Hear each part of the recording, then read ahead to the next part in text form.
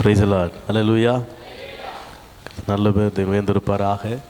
கண்மலையானவர் துதிக்கப்படுவாராக. வார்த்தைக்கு நேராய் இருதயத்தை திருப்பிக் கொள்வோம். எடுத்தவர்கள் வாசிக்கலாம். கலாத்தியர் 6ஆம் அதிகாரம் 14ஆம் வசனம். நானோ நம்முடைய கர்த்தராகிய இயேசு கிறிஸ்துவின் சிலுவையை குறித்தே அல்லாமல் வேறு ஒன்றையும் குறித்து மேன்மை பாராட்டாதிருப்பேனாக. அவரால் உலகம் எனக்கு சிலுவையில் அறையுண்டிருக்கிறது, நானும் உலகத்திற்கு சிலுவையில் அறையுண்டிருக்கிறேன்.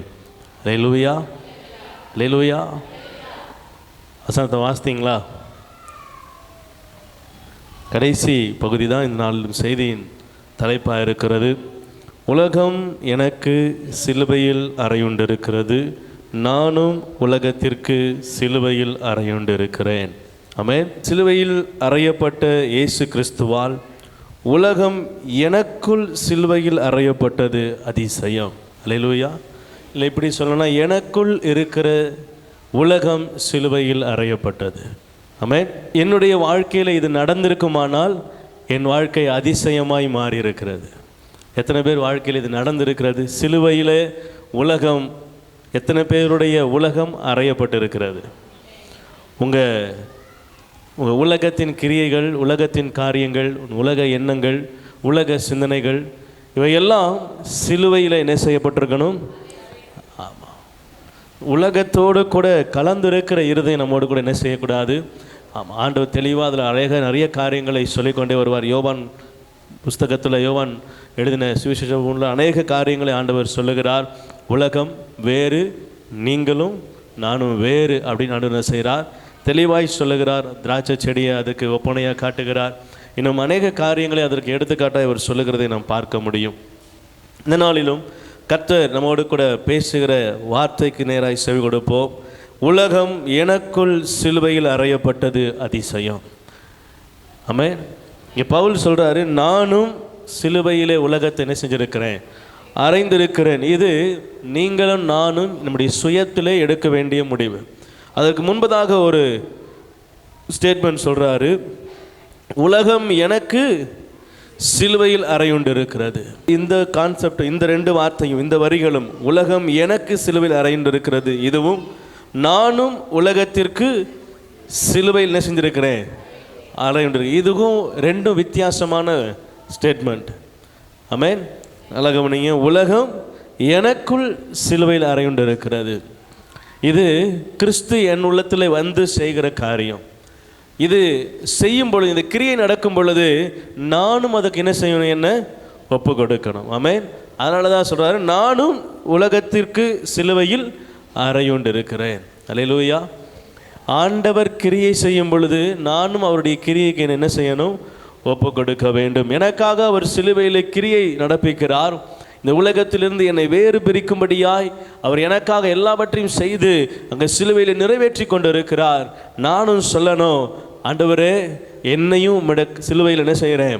உம்முடைய கரத்தில் ஒப்பு கொடுக்கிறேன். என்னுடைய பாவமும் என்னுடைய உலகமும் உம்மாலே என்ன செய்யட்டும்? எனக்குள்ளிருந்து சிலுவையிலே அறை உண்டு, அதுவும் சிலுவையில் அறை உண்டு என்ன செய்யட்டும்? போகட்டும்.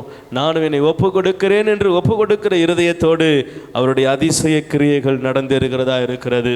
இங்கே அருமையாக கலாத்தியரில் பவுல் எழுதுறாரு, சிலுவையில் அவர் என்னை அறைவதற்கு, என்னுடைய பாவங்களை எல்லாத்தையும் சுமந்து கொண்டு அவர் சிலுவையில் எல்லாத்தையும் அறைந்தார். நானும் அப்படியே அறைவதற்கு என்ன செய்கிறேன்? ஒப்பு கொடுக்கிறேன். அல்லேலூயா. வந்திருக்கிற நீங்களும் நானும் ஒரு காரியம் செய்யணும். என்னன்னா, என்ன இந்த உலகத்திற்கு நான் மறைத்து கொள்ளணும். இந்த உலகத்திற்கு நான் மரித்தவனாய் காணப்பட வேண்டும். இந்த உலக காரியங்களுக்கு நான் என்னை ஒப்பு கொடுக்கிறவனாக இருக்கக்கூடாது. உலகம் அப்படின்னாலே மாமிசத்தில் தோன்ற, ஆண்டவரை விட்டு தூர போக வைக்கிற, கர்த்தருடைய சமூகத்தை விட்டு பிரிக்கிற அனைத்தும் உலகம்தான். பிசாசின் தந்திரங்கள் அனைத்தும் உலகத்தில் இருந்தால் என்ன செய்கிறது? வருகிறது. நீங்கள் பிசாசின் தந்திரங்களை ஜெயித்தீர்கள் என்று நான் விசுவாசிக்கிறேன். ஆமென். ஜெயித்ததுனால தான் இங்கே இருக்கிறீங்க. ஆமென். நீங்கள் வந்திருக்கிறீங்க அப்படின்னாலே பிசாசினுடைய எல்லா தடைகளையும் உங்கள் சிந்தையில், உங்கள் இருதயத்தில் அதை எதிர்த்து தகர்த்து, இல்லை நான் சமூகத்துக்கு என்ன செய்வேன்?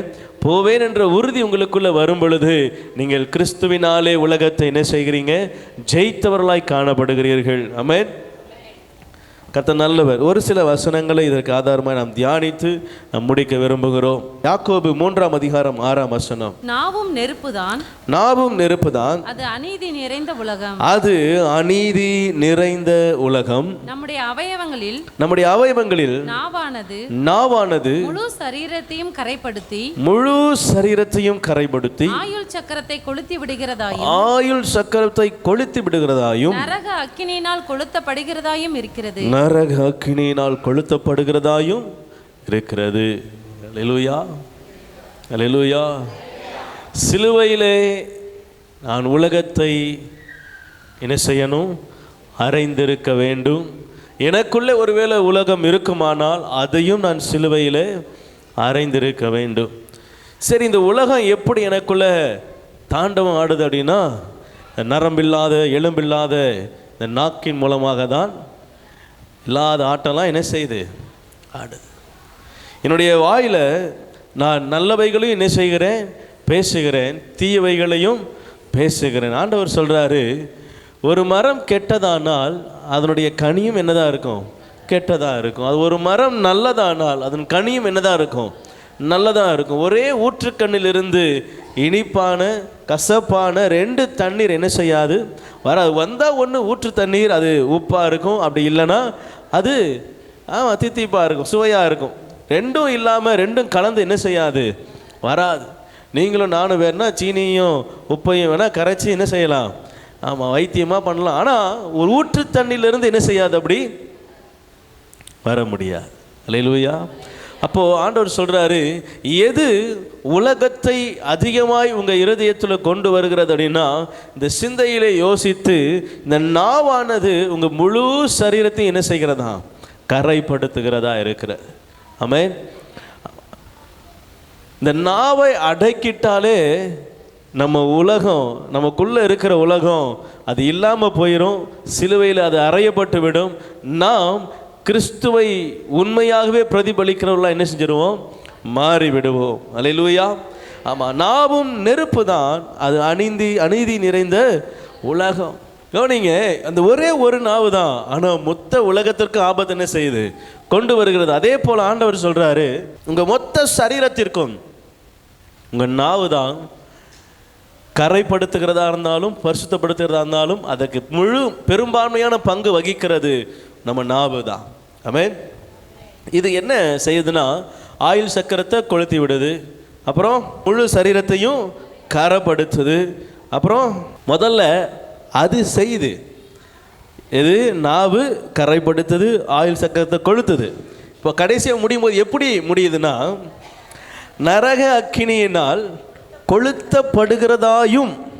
அப்படின்னா அது நரக அக்கினியில் என்ன செய்யுது? கொளுத்தப்படுகிறது. அது இப்போ கொளுத்தலை, என்ன படுகிறது? பண்ண வேலைக்கெல்லாம் தண்டனை என்ன செஞ்சிடுறது? வாங்குது. இப்போ இது எப்படின்னா, நம்முடைய நாவு இருக்குல்ல, இந்த நாவு நம்மளை கொண்டு போய் இங்கே வச்சு கொளுத்தோம், இங்கே வச்சு ஆமாம் நம்மளுடைய சரீரத்தை கரைப்படுத்துகிறதோ, நம்முடைய காரியங்களை எல்லாம் ஆண்டவருக்கு பிரியம் இல்லாமல் மாற்றுறதோ, வாயினால் வஞ்சகமாய் பேசுகிறதோ, மாய்மாலம் பண்ணுகிறதோ. உள்ள ஒரு வசனம் இருக்குது, இவர்கள் என்னை வாயினால் என்ன செய்கிறாங்க? கிட்டி செய்கிறாங்க, இருதயத்தினாலோ தூரமாக இருக்குது. அப்போ நாவு என்ன செய்யுது? ஒரு வஞ்சனை என்ன செய்யுது? உங்களை மாதிரி உண்டா? உங்களை மாதிரி ஆண்டவரே நீர் இல்லாமல் எப்படி? அப்புறம் வீட்டுக்கு போனதுக்கப்புறம் வேறு நாவு. ஆமென். பசுந்தோல் போத்திய புலியா, வயிறை மேற வேலையா, பாஷைகள் பேசி ஆவியில் நிரம்பி ஞாயிற்றுக்கிழமையில் ஆராதனை, அடுத்த நாளே அல்லேலூயா. ஞாயிற்றுக்கிழமை இருக்கிற நாவு திங்கட்கிழமை வேற நாவா மாறிடுது. ஞாயிற்றுக்கிழமை இருக்கிற வார்த்தைகள் அது எல்லாம் திங்கட்கிழமை காணாமல் போயிடுது. மாய்மாலம் பண்ணி பேசினா இல்லை நம்முடைய நாவு விசுவாசம் இல்லாத வார்த்தைகளை அறிக்கையிட்டால், என் இருதயம் யோசிக்கிறதை நாவு பேசுகிற பொழுது என்னுடைய காரியங்கள் எப்படியாய் முடிகிறதாம், இந்த உலகத்திலே இந்த உலகத்தினால் நான் கரைப்படுகிறேன், என்னுடைய ஆயுள் சக்கரம் கொளுத்தப்படுகிறது, என்னுடைய நாட்கள் குறைந்து போகிறது, என்னுடைய வாழ்நாட்கள் குறைக்கப்படுகிறது, நான் கர்த்தருக்கு பிரியமில்லாதவனாய் மாறி போகிறேன். கடைசியில் அது என்ன பண்ணுதான், நரகத்துக்கு நேராக என்னை கொண்டு போய் விட்டு, இப்போ அந்த நாவு கொளுத்தப்படுகிறதா என்ன செய்கிறது, மாறுது. கொளுத்தப்படுது. முதல்ல கொளுத்துச்சு, இப்போ என்ன படுது, கொளுத்தப்படுது. கவனிங்க, ஆயுள் சக்கரத்தை கொளுத்துறது இந்த உலகத்தில் நாக்கு, நம்மை கரைப்படுத்துகிறது இந்த நாவு, இந்த உலகத்தினால் நம்மை கரைப்படுத்த வைக்கிறது இந்த நாவு, அநேக காரியங்கள் நிமித்தமாய் நம்மை கர்த்தரை விட்டு பிரிக்கிறது நாவு. எங்கே போனீங்க சிஸ்டர்? ஒரு விஷயமா இந்த முக்கியமான ஒருத்தங்க வந்துட்டாங்க, அதனால் சர்ச்சுக்கு வர முடியல. ஆனால் அவங்க உண்மையிலே எங்கே இருப்பாங்கன்னு அவங்களுக்கு தான் தெரியும். ஹல்லேலூயா. சொல்லும் போது என்ன சொல்லுது நாக்கு? ஹல்லேலூயா. சொல்லும் போது என்ன சொல்லுது நாவு? உண்மையே சொல்லலை, உண்மைக்கு மாற வேற ஒன்று என்ன செய்யுது, சொல்லுது. ஆனால் இருதயம் அவங்கள பார்த்து சொல்லும், நீ அங்கேயா போன? அப்படி யாராவது ஒருத்தங்க வந்தாங்களா? அப்படி ஒருத்தரும் வரலையே, அமைதியா இரு, அப்புறமா சொல்கிறேன். அவர் போட்டோம். ஆண்டவர் சொல்கிறாரு, மாய்மாலமான காரியங்களை இந்த நாவு தான் அநேக இடங்களில் ஒரு 90% பங்கு இந்த நாவுக்கு தான் உண்டு. ஆமென். நீங்கள் நினைச்சிட்டு அமைதியாக இருந்துட்டா கூட அதில் மாற்றங்கள் வராது. ஆனால் நினச்சிட்டு அதை பேசிட்டீங்கன்னு வச்சுக்கிங்களேன், அவ்வளோதான், வந்துருச்சு, வாயிலண்டா வந்துருச்சு. அதனால் என்ன செஞ்சிட்டீங்க, ஒரு காரியத்தை செய்து முடிச்சிட்டீங்க, ஒரு காரியத்தை நீங்கள் நிறைவேற்றிட்டீங்க. அது நன்மையோ தீமையோ ஆகவே அந்த காரியம் என்ன செஞ்சிருச்சு, வெளியே வந்துருச்சு. உங்களால் ஒரு நோத்தருக்கு காது கேட்டுருச்சு, அந்த வார்த்தை உங்களுக்கு அது புறப்பட்டுருச்சு, அவ்வளோதான். அது என்ன செய்ய முடியாது, மீண்டுமா எடுக்க. ஹல்லேலூயா. ஆமாம், நியூஸ் பேப்பர் கிடையாது, போட்டுட்டு தவறாய் போட்டு விட்டால் வருந்துகிறோம்னு சொல்லி ரிட்டன் வாங்குறதுக்கு நியூஸ் பேப்பர் கிடையாது. நாவு போட்டால் சொன்னது தான். என்ன பழங்காலத்தில் நிறைய பழமொழிகள் சொல்லுவாங்க, ஆற்றுல போட்டாலும் வாயில் சொல்ல என்ன செய்ய, போட்டால் எடுக்கமா. ஆமாம், ரத்தமும் வார்த்தையும் ஒன்று, சிந்தனை என்ன செய்ய முடியாது, அள்ள முடியாது, திருப்பி எடுக்க முடியாது, போனது தான். இப்போ கவனிங்க, நாவு ரொம்ப காரியங்களை நம்ம வாழ்க்கையில் நிறைய இடத்துல ப்ளே பண்ணுது. நம்ம வாழ்க்கையில் பல இடங்களில் இந்த நாவு நம்ம மேன்மை அடைகிறதுக்கும் கீழே இறங்குறதுக்கும் ஒரு முக்கிய காரியமாக இருக்குது. எதை எங்கே பேசணும்னு தெரியாததுனால சில இடங்களில் நம்ம இறங்கிடுறோம். பேச வேண்டிய இடத்துல பேசாமல் இருக்கிறதுனாலையும் என்ன செஞ்சிடறோம், இறங்கிடுறோம். சில நேரங்களில் நம்ம எல்லாவற்றையும் பெற்றுக்கொள்கிறதும் இழக்கிறதும் இந்த நாவினால தான் இருக்குது. ஆமென். ஆண்டவர் சொல்கிறாரு, இந்த நாவு உலகத்திலிருந்து உங்கள் வாழ்க்கையில் சில காரியங்கள் எடுக்குமானா அது சிலுவையிலே அறையப்பட வேண்டும். ஆமென். உங்களால் முடியல அப்படின்னா காலைல ஏஞ்சோடனே நாக்கில் என்ன செய்யுங்க, சிலுவை போடுங்க. இயேசுவே இன்றைக்கி ஃபுல்லாக என் நாக்கு என்ன செய்யுங்க, பொறுப்பெடுத்துங்க, காப்பாற்றுங்க, தயவு செஞ்சு இந்த நாக்கிட்டது என்ன.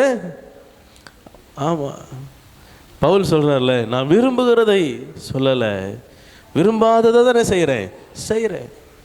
ஆகிலும் நான் அல்ல, எனக்குள்ள இருக்கிற உலகமே அப்படி செய்கிறது. பாவமே என்ன செய்யுது. அப்போ எனக்குள்ள உலகம் இருக்கிறதுனால அந்த உலகம் என்ன செய்யணும், சிலுவையிலே அறையப்பட வேண்டும். நான் சிலுவையிலே அறையாவிட்டால் எனக்குள்ள இருக்கிற உலகம் என்ன செய்யும், மீண்டும் மீண்டும் என்னை கரைப்படுத்தி கொண்டு இருக்கிறது. ஆண்டவர் சொல்றாரு, நாம் இந்த நாளிலே நம்மை சீர்திருத்தி பார்க்க வேண்டிய, சிலுவையினால் பெற்றுக்கொள்ள போகிற அதிசயத்தை பெற்றுக்கொள்ள வேண்டுமானால், சிலுவையினால் கர்த்தர் எடுத்த எல்லா ஜெயத்தையும் எடுத்துக்கொள்ள வேண்டுமானால் இந்த நாளிலே கர்த்தருடைய ஆலோசனை நம்மை நோக்கி வருகிறது. என் நாவை நான் என்ன செய்யணும், பாதுகாத்து கொள்ளணும். அல்லேலூயா. ஆமாம், உலகத்தை சிலுவையில் நான் என்ன செய்யணும், அறைந்திருக்க வேண்டும். அல்லேலூயா. மத்தேயுவில் சொல்லப்பட்டது, உலகத்தை முழுவதும் மனுஷன் ஆதாயப்படுத்தினாலும், 16:26 மனுஷன் உலகம் முழுவதையும் ஆதாயப்படுத்தினாலும் தன் ஆத்துமாவை நஷ்டப்படுத்தினால் அதனால் லாபம் ஒன்றுமில்லையே. வசனம் அழகா தெளிவாக சொல்லுது. இது தேவனுடைய வாயிலிருந்து வந்த புறப்பட்ட வார்த்தைகள். இது கர்த்தர் பேசும்போது சொல்றாரு, மனுஷன் உலகம் முழுவதையும் ஆதாயப்படுத்தினால் தன் ஜீவன் நஷ்டப்படுத்தினால் லாபம் ஒன்றுமில்லையே. ஜீவன் எப்படி நஷ்டப்படுகிறது, என் நாவினால் என்ன செய்யுது, நஷ்டப்படுது. நான் பேசக்கூடாத வார்த்தைகளை பேசுகிறதினாலும் உலகத்திலிருந்து வருகிற காரியங்களின் இடத்துல வெளிப்படுகிறதினாலும் என் ஜீவன் நஷ்டமடைகிறதா இருக்கிறது. நான் என்னுடைய ஜீவனை காக்கிறதுக்கு பதிலாய் அதில் நான் என்ன செய்கிறேன்? இழந்து போகிறவனாய் காணப்படுகிறேன். என் இருதயம், என் கண்கள், என்னுடைய சிந்தை என்னவோ அதை பாதுகாத்து கொள்கிறதை போல தோற்றம். ஆனால் உண்மையிலே நான் என்ன செய்கிறேன்? இழந்து போகிறவனாக இருக்கிறேன். உலகம் எனக்குள்ளே இருக்குமானால் நான் பெறுகிறது அனைத்தும் லாபம் அல்ல, நஷ்டம். ஆமென். பவுல் சொல்றாரு, கிறிஸ்துவை அறிகிற அறிவை தவிர இது எல்லாமே நஷ்டம் என்று சொல்லுகிறார். எல்லாம் குப்பை என்று சொல்லுகிறார். இந்த உலகத்திலிருந்து புறப்படுகிற எதுவும் மேன்மையானது அல்ல. கிறிஸ்துவை பொறுத்த வரைக்கும் கிறிஸ்துவனுக்கு முன்பதாக இவை எதுவும் நிற்க முடியாது, குப்பையா எண்ணுகிறேன் என்று சொல்லுகிறார். நீங்களும் நானும் இந்த உலகத்தை நம்ம கண்களில் எப்படி பார்க்கணும்னா, ஒரு குப்பையை போல, ஒரு அருவருக்கத்தக்கதை போல, ஒரு அருவருப்பானதை பார்க்கறது போல என்ன செய்யணும்? ஆமா, உலகம் தெரிஞ்சிருச்சா? ஆண்டவரை விட்டு பிரிக்கிற எதுவும் உலகம்தான். கர்த்தருடைய சமூகத்தை விட்டு பிரிக்கிற எதுவும் உலகம்தான். ஆனால் நம்ம அந்த கண்டு கொள்ளவில்லை என்று சொன்னால், ஒருவேளை அதை நம்ம இனம் கண்டு அதை நம்ம நிதானிக்கவில்லை என்று சொன்னால், நம்ம சில நேரங்களில் ஏமாற்று போகிறவர்களாய் காணப்படுகிறோம். உலகத்தை முழுவதும் ஆதாயப்படுத்தலாம், நஷ்டம் என்று தான் ஆண்டவர் சொல்லுகிறார்.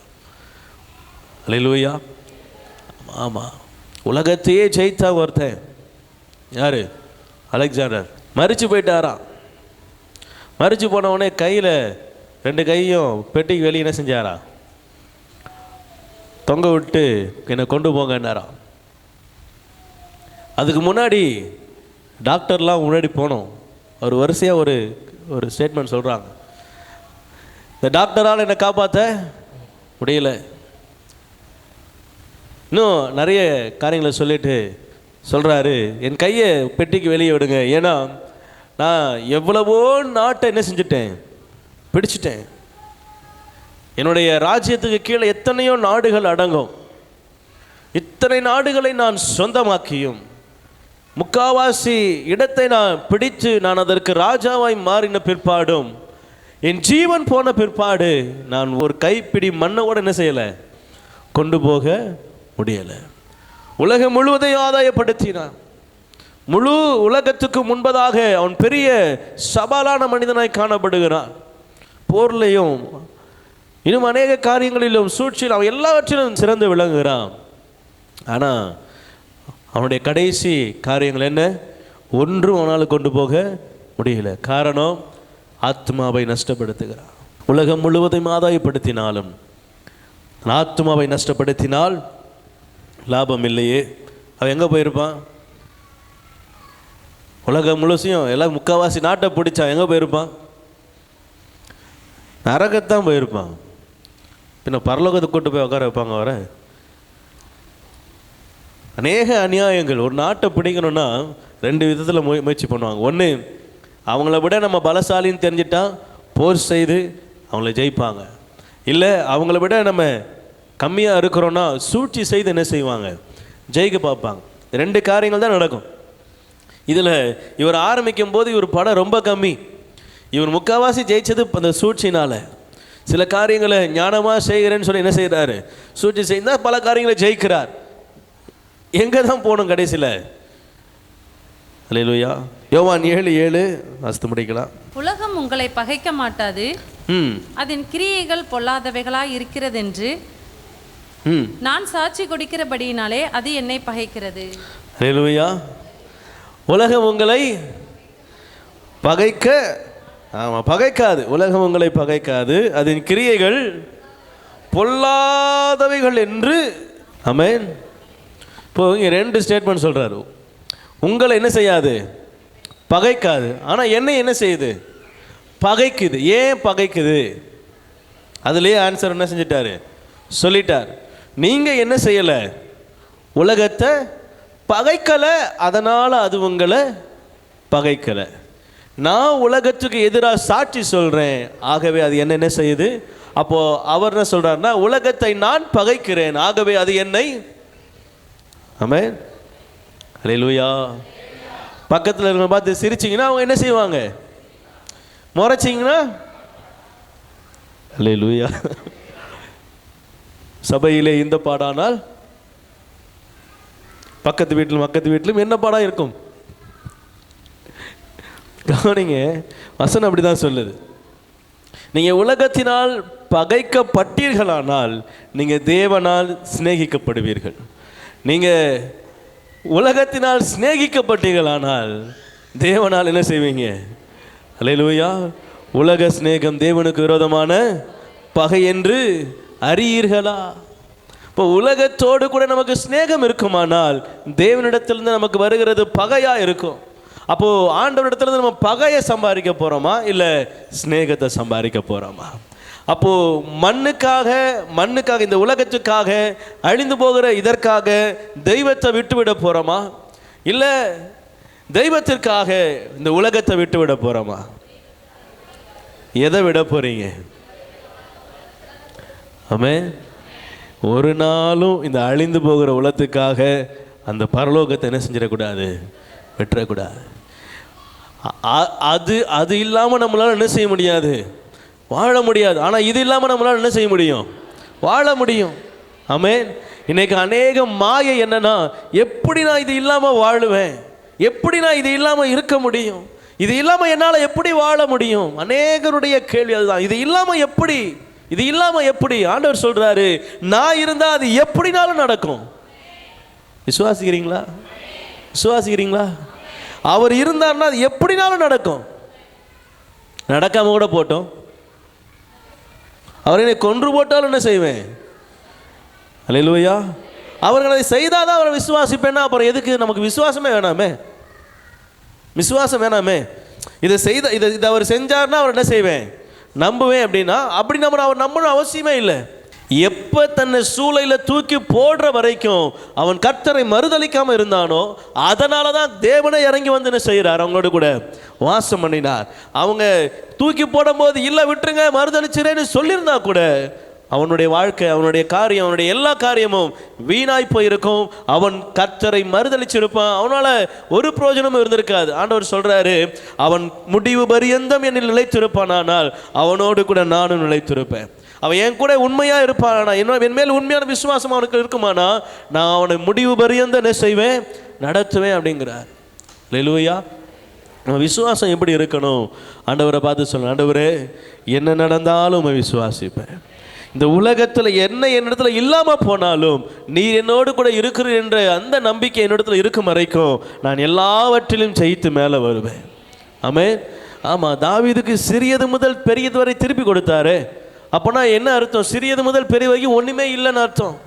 எல்லாம் போயிருச்சு, எதுவுமே அவன் கையில் இல்லை. வந்து பார்க்குறான், வெறும் தர வெட்டாந்தரையாக இருக்குது, ஒரு ஆள் அவங்க மீதி இல்லை, எல்லாரையும் கொண்டு போயிட்டான். ஜெபிக்கிறான், தண்டை பின்தொடரு, திருப்பிக் கொள்வாயின் கர்த்தர் வாக்குத்தத்தம் பண்றார். போறார், திருப்பிக் கொள்றார். கவனிங்க, ஆண்டவர் அவர் கூட இருப்பாரானால், ஆண்டவர் நம்மோடு கூட இருப்பாரானால் எல்லாவற்றையும் திருப்பிக் கொள்ள அவர் ஒரு காலத்தை வச்சிருப்பார், எல்லாவற்றையும் திருப்பிக் கொள்ள ஒரு நேரத்தை வச்சிருப்பார், நிச்சயம் திருப்பி கொடுப்பார். ஆமென். நான் இப்படி சொல்றேன், அவர் கொடுக்கலனா கூட அவர் நம்பிக்கையா இருக்கணும். ஆமென். அல்லேலூயா. இன்னைக்கு நம்ம அவர் கொடுப்பார் கொடுப்பார் கொடுப்பார்னு சொல்ல உடனே அவர் கொடுத்தாதான் அவர் நம்புவேன்ற மாதிரி என்ன செஞ்சிட்டோம், வந்துட்டோம். இல்லை, அவர் கொடுக்கலனாலும் அவர் மேல் நம்பிக்கையாக இருக்கணும். ஆமென்.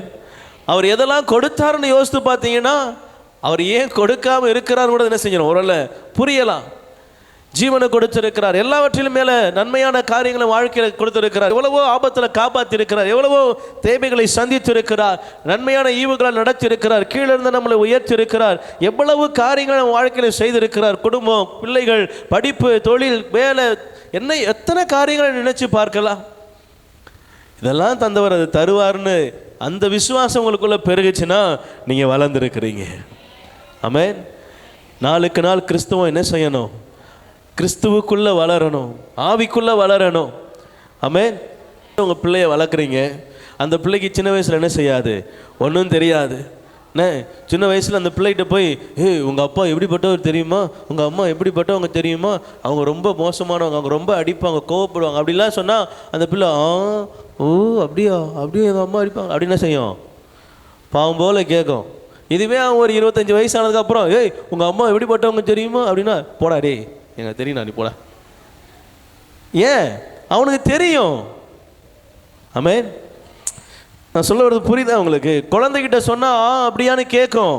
வளர்ந்த அவங்க பிள்ளைகிட்ட போய் சொன்னால் எனக்கு தெரியும் நீ என்ன செய், அல்லேலூயா, அல்லேலூயா. புரியுதா? நீங்கள் குழந்தையா இருந்தீங்கன்னா ஏசப்பா அடிப்பார் தெரியுமா, ஏசப்பா எவ்வளோ கோக்க தெரியுமா, சாட்டை எடுத்து அடித்தார், அப்படியா அப்படின்னீங்கன்னா குழந்தை. எங்கள் அப்பா எதுக்கு அடித்தாலும் உனக்கு தெரியுமான்னு கேட்டிங்கன்னா வளர்ந்துட்டீங்கன்னு அர்த்தம். அல்லேலூயா. குழந்தையா இருக்கிறீங்களா, வளர்ந்துட்டீங்களா? ஆமென். பைபிளில் பால் ஒரு சாப்டர் இருக்குது, பால் குடிக்கிற குழந்தைகள்.